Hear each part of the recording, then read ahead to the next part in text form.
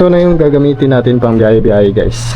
Ang kagandahan kasi dito is pwede siya gawing half face helmet.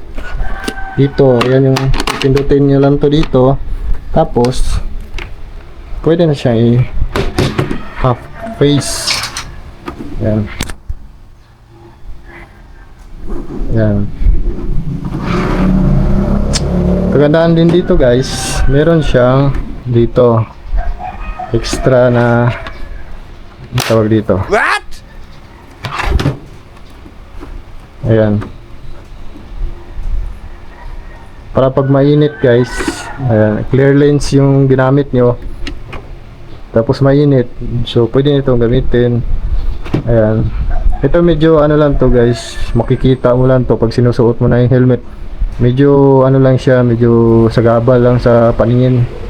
Pero maganda yung design niya, maganda yung forma niya. Dito yung airflow ng hangin. Yan. At ang kagandahan din nitong lens nito is hindi siya masyadong madilim. Itong lens nito. So kahit gabi na, kung malinaw yung mata mo, makikita mo pa rin yung kalsada guys. Kahit gabi na. Ang ganda ng helmet na to guys.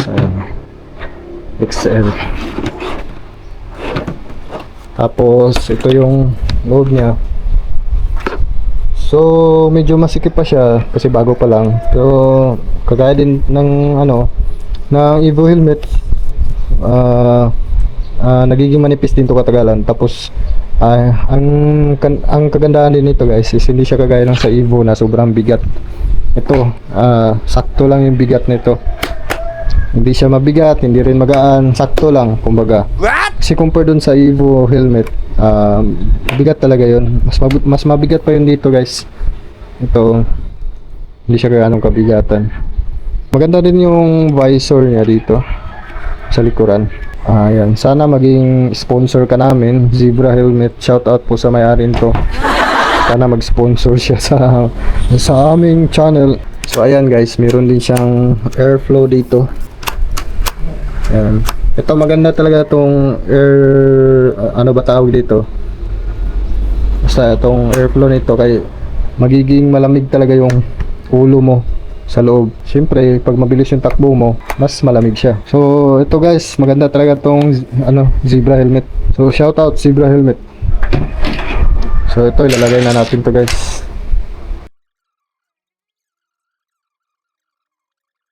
Ito yung bagong model ng Zebra. Tapos ito rin bagong bili din natin to. Kabitan ng ating action cam. Ayan, dito yung natin, microphone. So ang kagandahan nito guys is pwede mo nang gawing half face guys. Ito ang example guys.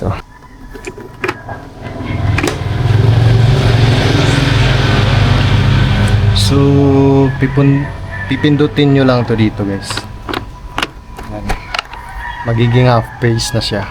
Tapos ito naman meron siyang dito, pag clear yung lens nyo tapos nainitan kayo, gamitin nyo lang yung sa loob na lens. Ito lang dito. Ayan. Ayan guys. At ang kagandahan pa dito guys is ang gaan-gaan nito.